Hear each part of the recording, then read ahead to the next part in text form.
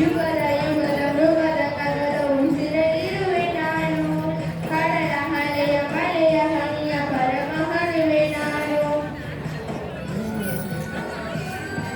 ಹೊಸದು ಹೊಸದು ಹೆಸರು ಹೊಸದು ಕಲಿತೆ ನನ್ನ ನೀನು ನನಗೂ ನಿನಗೂ ನಡುವೆ ನೀನೆ ಗೋಡೆ ಕಟ್ಟಿದವಳು ಇದನ್ನು ಮರೆತು ಹೊರಗೆ ನೀನು ಬಿಟ್ಟು ಮರಗಳ ಹುಡುಗೆ ನೆಡೆ ಬೆಳಗಿನ ಕಡೆಗೆ ಜೀವದ ಮಾಲೀಕ ನಾನು ಶಿವ ಪಾಲಿನ ಸೇವಕನ